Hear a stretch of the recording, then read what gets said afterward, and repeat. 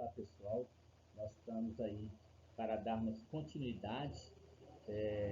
Já fizemos uma pequena introdução a respeito desse curso de extensão do estágio híbrido, do curso de licenciatura em Ciência da Religião. Dessa vez nós estaremos ministrando esse curso do estágio do ensino médio, EJA e projetos.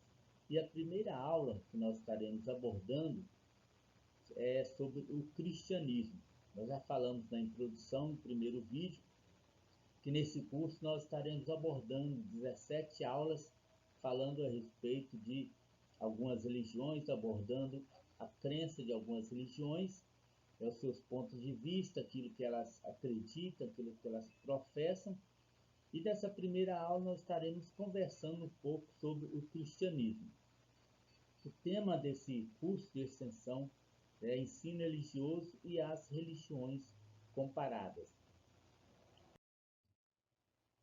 O curso é licenciatura em Ciência da Religião, o estágio do ensino médio, EJA e projetos. O público-alvo desse curso são todas as idades. O polo de Coronel Fabriciano, Minas Gerais. O aluno sou eu, Cléber Zé Rodrigues, e o RU 1313733. O objetivo desse curso é mostrar a crença de vários grupos religiosos, conhecer as diferenças existentes entre o cristianismo e as diversas religiões, e entender sobre as questões centrais de várias religiões. Então, na aula 1, como nós já pronunciamos, nós estaremos falando um pouco sobre o cristianismo. Introdução. Nesta aula, estaremos conhecendo sobre a religião do cristianismo. Sabemos que Jesus é a figura mais importante da história. É o fundador de uma das maiores religiões do mundo, o cristianismo, que atualmente conta com cerca de 2 bilhões de seguidores, os quais são chamados cristãos. Sem dúvida, ele, o Cristo, é o centro da fé cristã, denominada cristianismo. Seus ensinos foram chamados Boas Novas ou Feliz Anúncio. Então, na nossa introdução, nós já podemos observar o nome do fundador do cristianismo, que é Jesus. Sem dúvida, ele é a pessoa mais importante, que já ficou conhecida neste mundo. Importante pelo que ele é e pela sua obra que ele fez. Ele é o homem mais importante da história. Como homem, foi o homem mais importante da história. Como Deus, ele é Senhor do universo e Criador do mundo.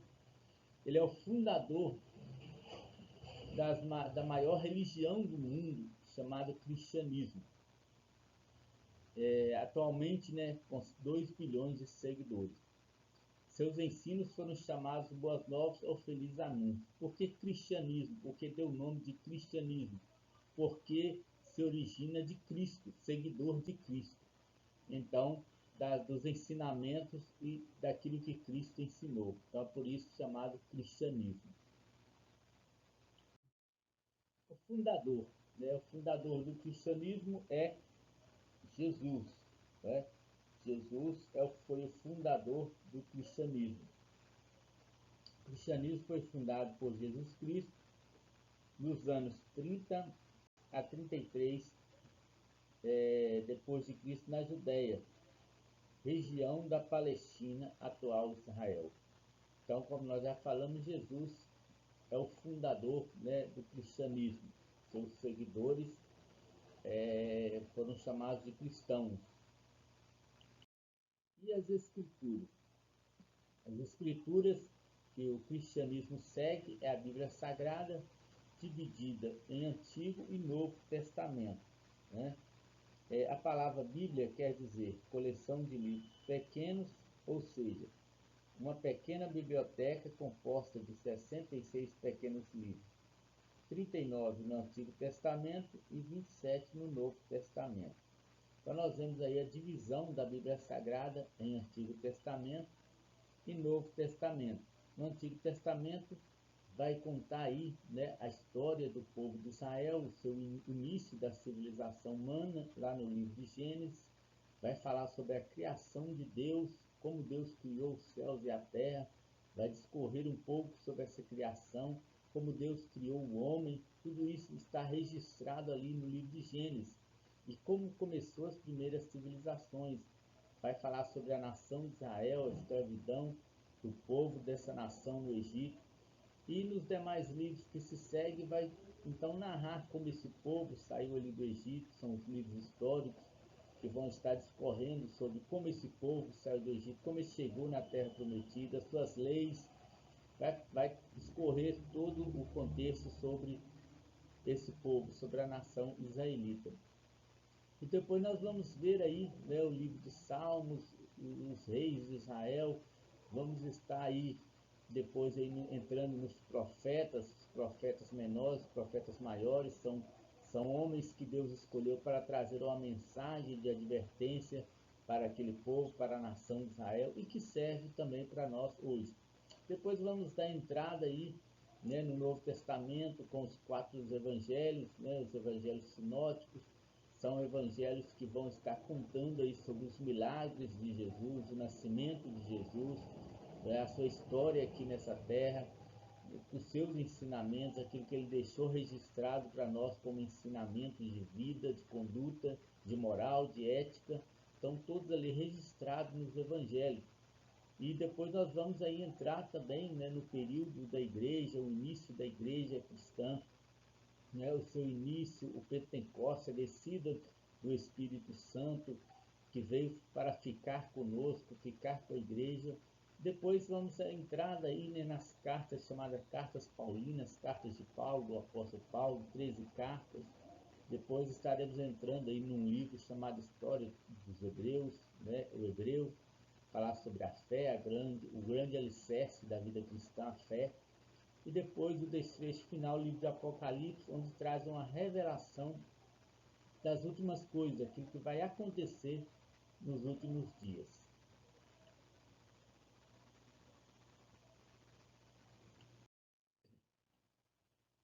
O cristianismo, o que o cristianismo fala sobre Deus? Em primeiro lugar, o cristianismo ele é monoteísta. Monoteísta significa que adora um só Deus. O cristianismo é monoteísta, ou seja, há somente um Deus, mas ele é trino, um Deus em 3 pessoas e não 3 deuses, Pai, Filho e Espírito Santo. Então, a palavra Deus abrange aí o Pai, Filho e Espírito Santo. Deus significa divindade, aquilo que possui atributos que só a eles pertencem e não aos seres humanos, como onipotente, onisciência, onipresente, está em todos os lugares ao mesmo tempo, né? Ter todo o poder sobre em si, né? Onisciente, conhecer todas as coisas. Então são atributos pertencentes a Deus, né? Então essa palavra Deus significa divindade, e nós temos aí que nós atribuímos a essa palavra o Pai, o Filho e o Espírito Santo. O vocábulo trindade é meramente uma tentativa teológica de definir, em termos mais ou menos compreensíveis, a substância desse ser supremo. Então esse nome trindade, ele não aparece descrito na Bíblia Sagrada, mas é uma atribuição teológica a essas 3 pessoas, Pai, Filho e Espírito Santo. A grande realidade é que ninguém pode compreender alguma coisa de Deus, salvo o que ele desejou revelar.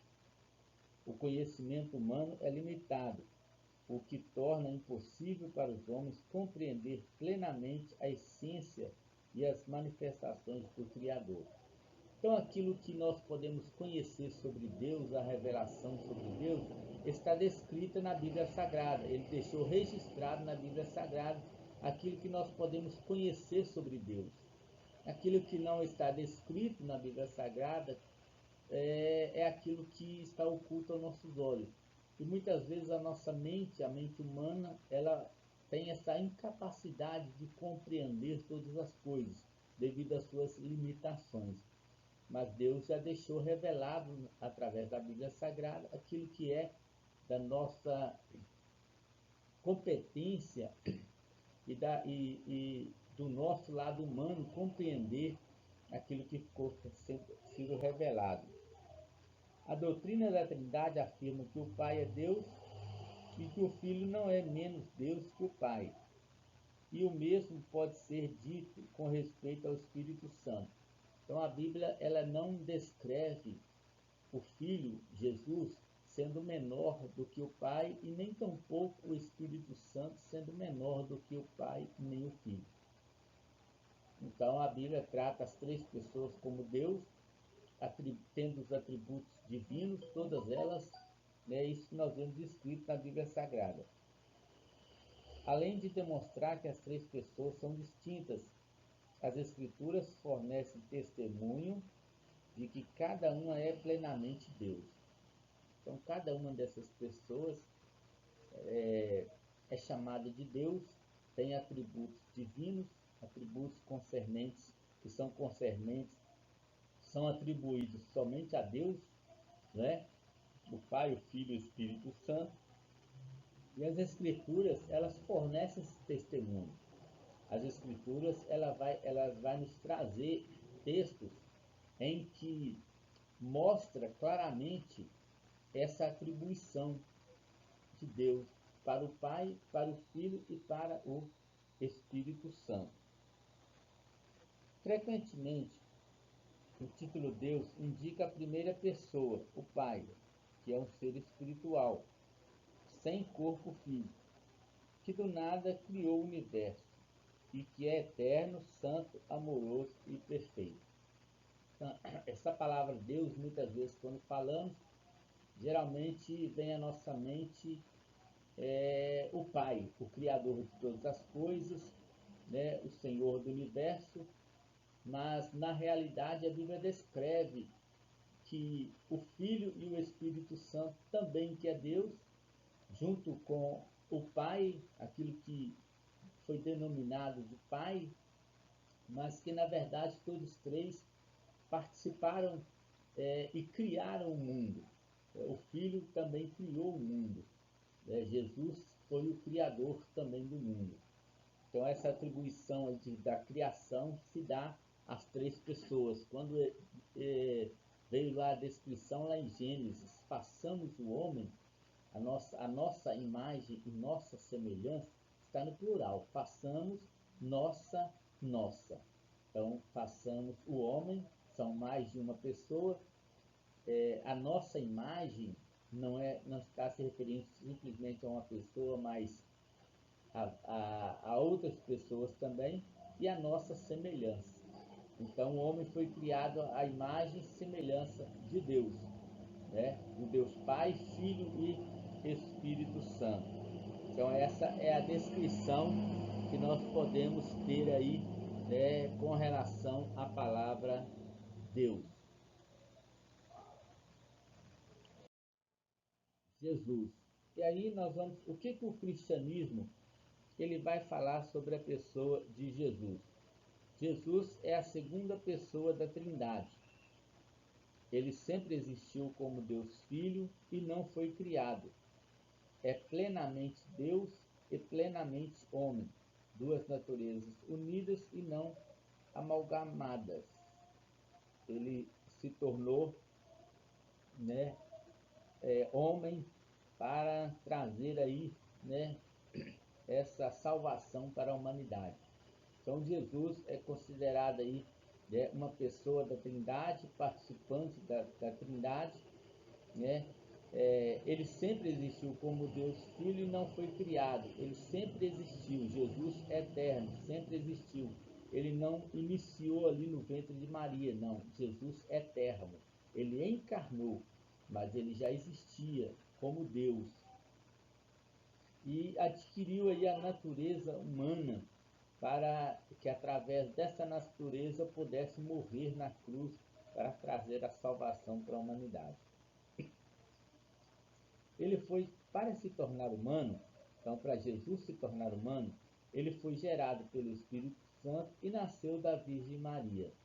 Então, para que isso pudesse acontecer, ser possível acontecer, essa existência de Jesus como ser humano, foi necessário que, através de Maria, ele nascesse, ele tomasse uma forma humana para viver aqui entre nós. Então, para que isso se tornasse possível, ele foi gerado pelo Espírito Santo, através ali, usando ali o corpo de Maria. É o único caminho para ir ao Pai, a salvação e a vida eterna. Ele mesmo deixou registrado em suas palavras, dizendo: eu sou o caminho, eu sou a verdade e eu sou a vida. Jesus é o caminho que leva a Deus. Jesus é o caminho que nos conduz à vida eterna. Jesus é o caminho que conduz à salvação. Fora dele não há salvação. Fora dele só há perdição. Fora dele só há condenação. Mas em Jesus existe a salvação. Em Jesus existe a oportunidade de se chegar ao Pai, de se encontrar com Deus, de novamente reconciliar com Deus. Pois através do pecado, o pecado trouxe à humanidade a morte, rompeu a comunhão do homem com Deus. Então Jesus veio para reatar, reconciliar o homem com Deus. Então somente em Jesus é possível a reconciliação do homem com Deus. E para que isso se torne possível, é necessário que o homem aceite-o como Salvador e Senhor da sua vida. Professa que ele é o Salvador, ele é o Senhor da sua vida. E somente nele e através dele existe a salvação. A salvação só é possível mediante a aceitação da morte e da ressurreição de Jesus. Ele morreu numa cruz, de acordo com o plano do Pai, como um sacrifício completo, e expiou os pecados da humanidade. Então ele levou sobre si os nossos pecados, né? O castigo que nos traz a paz estava sobre ele, pelas suas pisaduras nós somos sarados, nós somos curados do pecado, curados da maldade que tanto assola a humanidade. O mal impera na humanidade porque a humanidade esqueceu-se e abandonou-se de Deus. Então é necessário que o homem reconheça que ele é pecador e que ele necessita de Jesus para a salvação.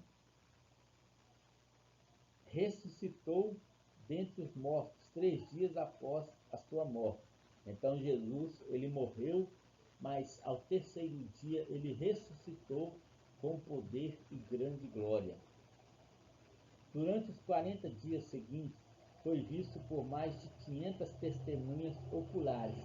Então, o Jesus que é descrito na Bíblia, ele é um Jesus histórico. Por que Jesus histórico? Porque na história está impregnada ali, né, a sua existência.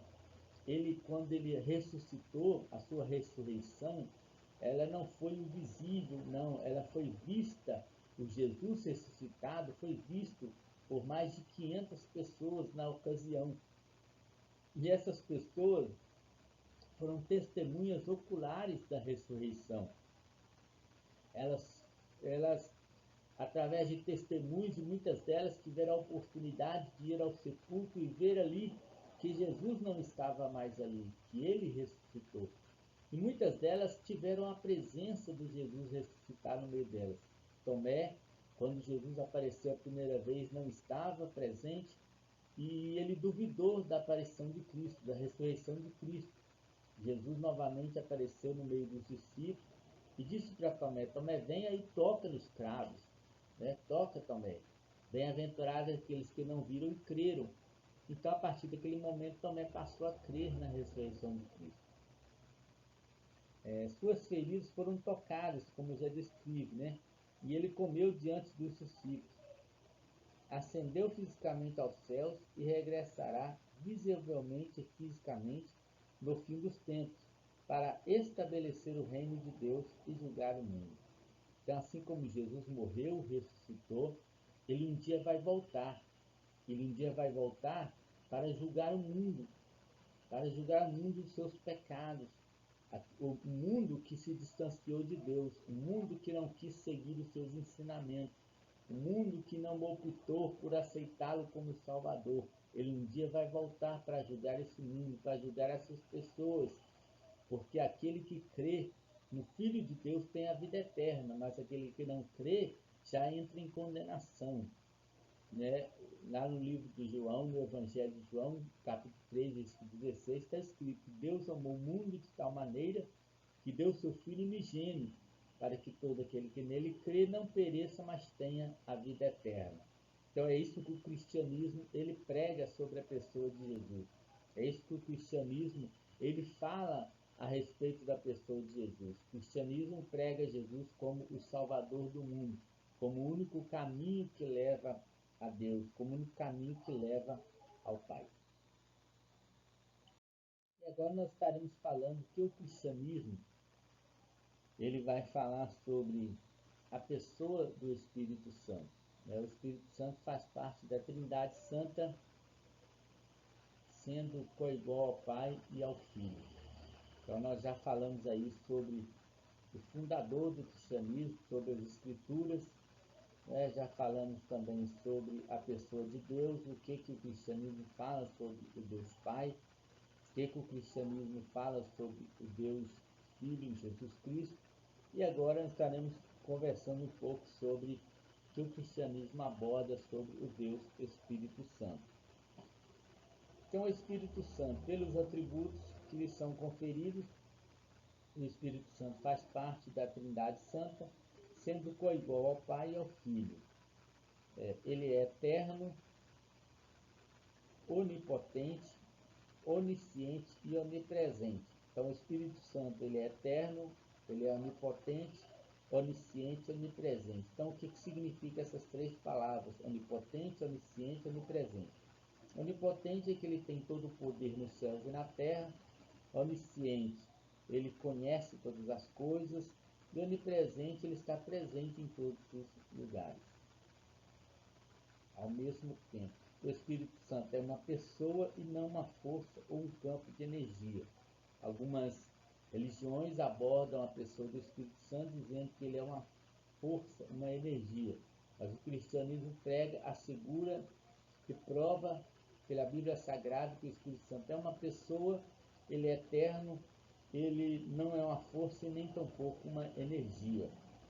O Espírito Santo, ele consola, repreende, convence, guia, ensina e se entristece. Então a Bíblia Sagrada vem trazendo todas essas atribuições do Espírito Santo, e isso somente uma pessoa pode fazer.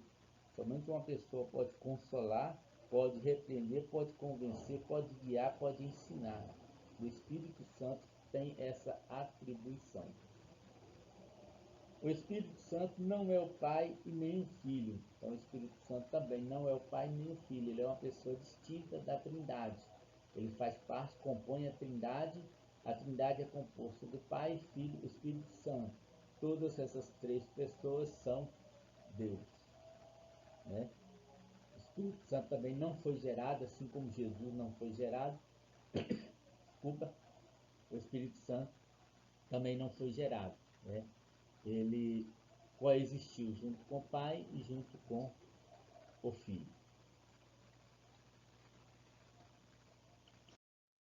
Nós acabamos aí de abordar também o que o cristianismo fala sobre a pessoa do Espírito Santo.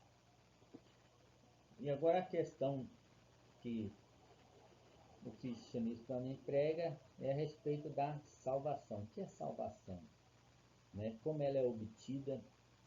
Quem proporcionou essa salvação? Então, a salvação é obtida pela graça de Deus e não pelas obras, e é recebida pela fé. Basta crer no coração que Jesus morreu por nossos pecados e ressuscitou fisicamente dentre os mortos. Então, para se obter a salvação, é necessário crer no coração que Jesus morreu pelos nossos pecados e ressuscitou fisicamente dentre os mortos. Então, se você crer que Jesus morreu pelos seus pecados, para perdoar você dos seus pecados, para reconciliar você com Deus, você recebe a salvação. Ela é através da fé na morte e ressurreição de Jesus. Assegura-se assim o perdão e a ressurreição do corpo, Esse é o plano amoroso de Deus para perdoar os pecadores. Então é um plano que Deus, através do seu amor, Deus amou o mundo de tal maneira que ele deu seu Filho unigênito para que todo aquele que nele crê não pereça, mas tenha vida eterna. Então, essa salvação é obtida pela fé, não pelas obras, pela fé na morte e na ressurreição de Jesus. Esse é o plano amoroso de Deus para perdoar os pecadores.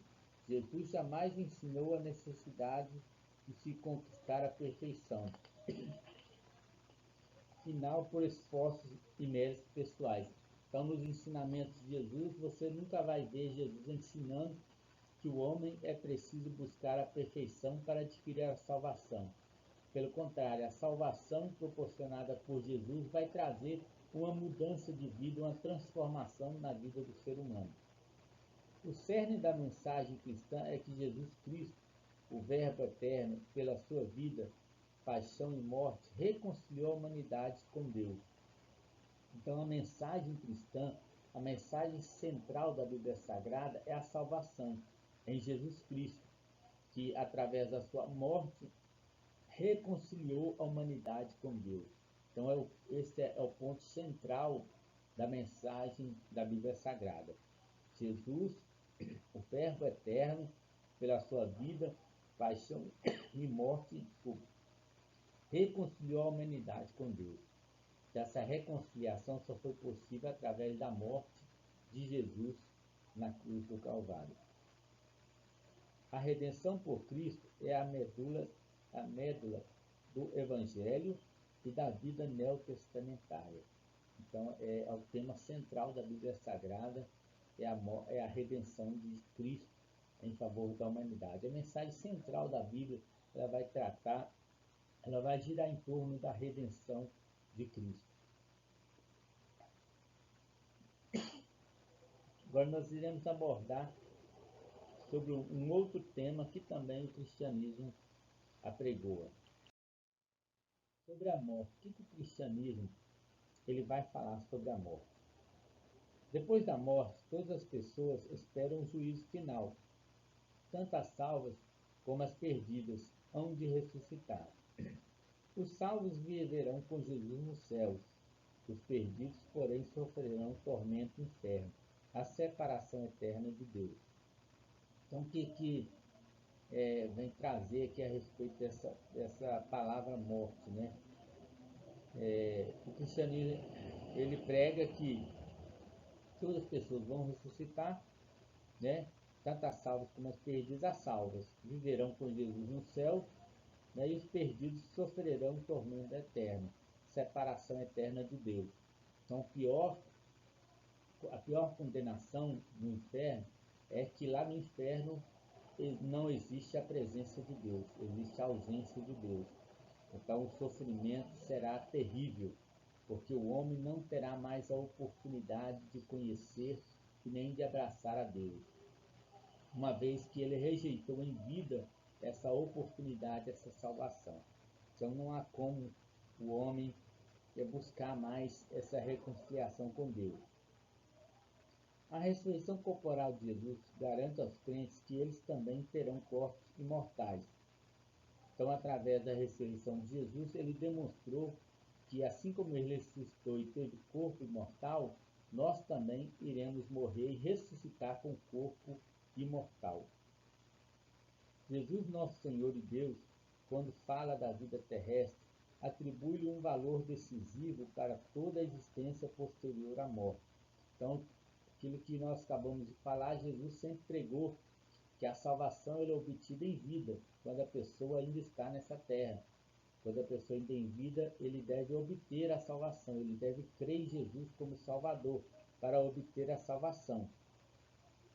Nosso Senhor insiste muito na importância da hora da morte, advertindo-nos frequentemente de estarmos preparados para prestarmos contas da nossa vida ao juízo divino. Muitas pessoas vivem aqui nessa vida como se elas não vão prestar contas. Todos nós vamos prestar conta um dia da nossa vida aqui, da maneira que vivemos, da maneira que procedemos, Daquilo que nós plantamos, nós vamos colher, nós vamos colher tudo aquilo que nós semeamos.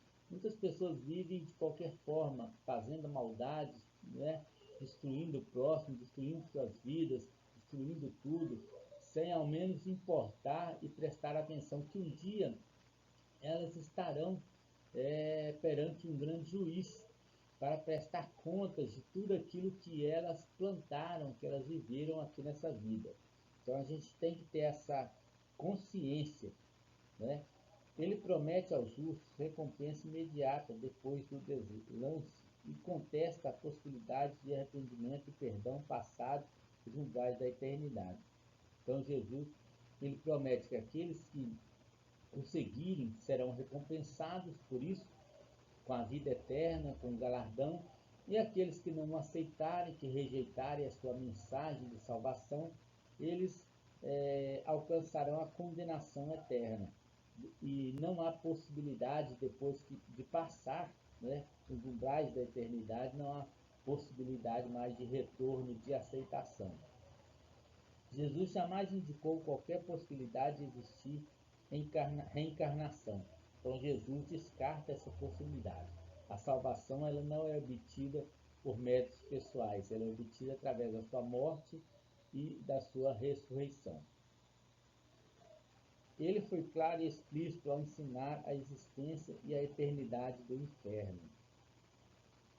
Quase em todo sermão que pregava, apontava para os tremendos castigos depois da morte, que seria sem fim eterno. Então, os castigos seriam eternos, os castigos seriam sem fim, e Jesus deixou isso bem claro. Outras características que o cristianismo nós vamos encontrar, né, no cristianismo, nós vamos estar falando sobre ela agora.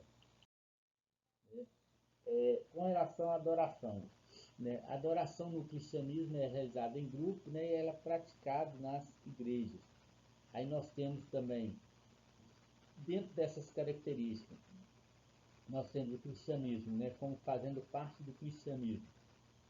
O batismo e a ceia do Senhor, que faz parte da comunhão daqueles que professam a Cristo como Salvador, e há a possibilidade de dedicação ao trabalho missionário voluntário. Então, existem pessoas que trabalham voluntárias como missionários em diversos países, ou até mesmo no Brasil, levando essa mensagem de salvação àquelas pessoas que querem abraçar a Cristo como Salvador, né?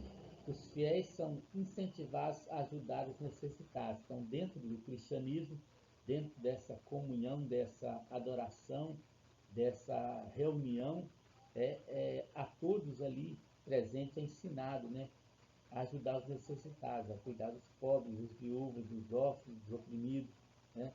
Os cristãos creem que Jesus é o Messias, judeu prometido a Israel no Antigo Testamento. Então, o cristianismo ele acredita que o Jesus que foi prometido ao povo judeu, ao judaísmo, o Messias que havia de vir, ele é Jesus Cristo, né? O cristianismo acredita. Jesus disse que os seus seguidores seriam conhecidos pelo amor fraternal.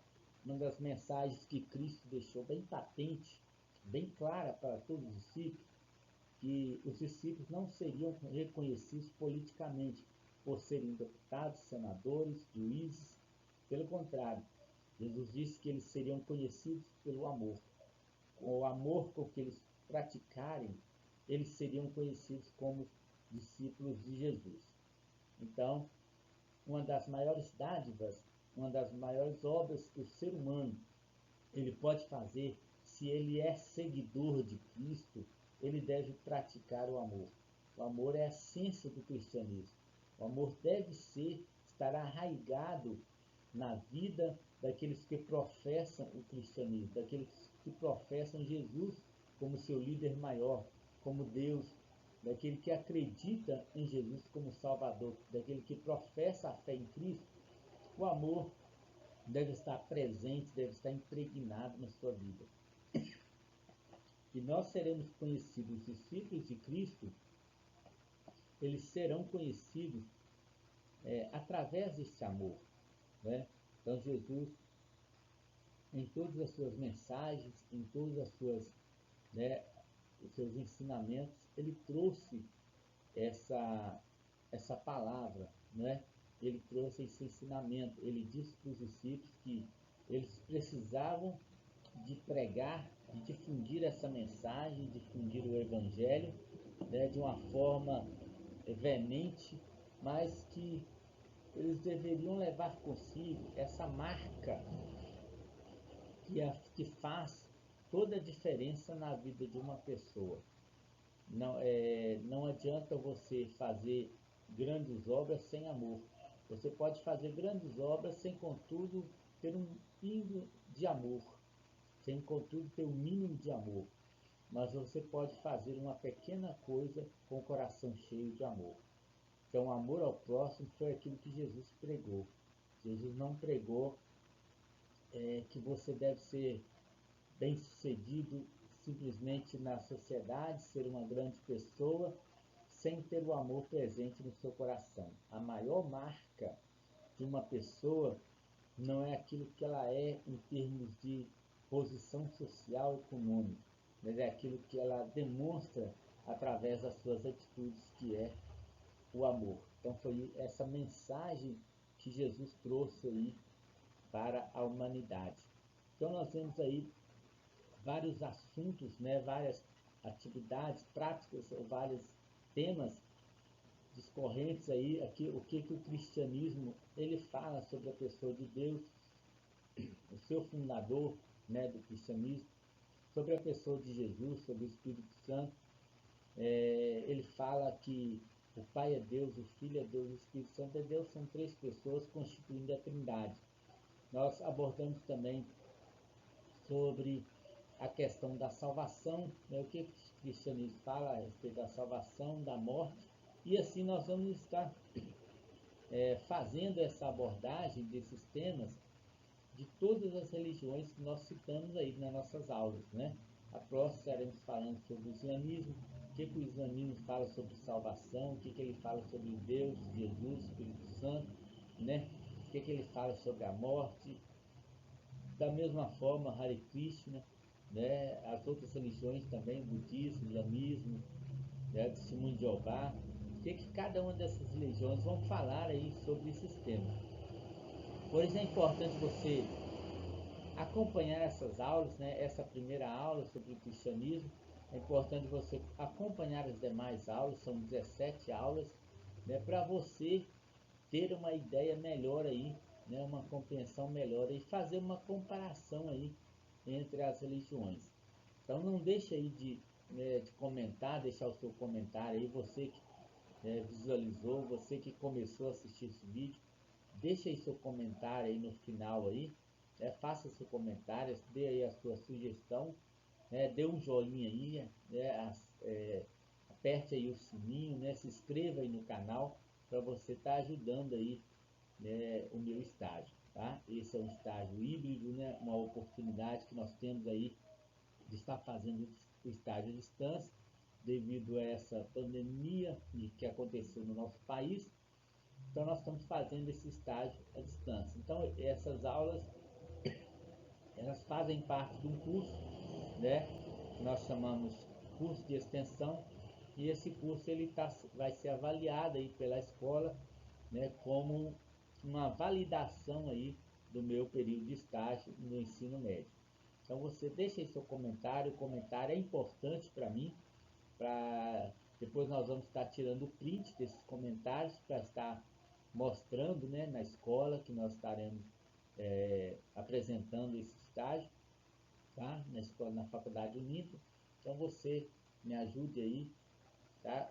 Deixe o seu comentário aí e continue conosco aí até a próxima aula, tá? Onde nós estaremos fazendo várias abordagens, tá? Não deixe de assistir os vídeos, meus comentários, e fique à vontade para colocar algum comentário aí, para acrescentar alguma coisa. Mais uma vez eu reforço, né, essa oportunidade para você estar comentando aí, e me ajude aí nessa divulgação desse vídeo aí, tá? Que é importante nós entendermos um pouco como se comporta, né? O que as religiões elas abordam, o que elas falam sobre esses temas aí que nós abordamos.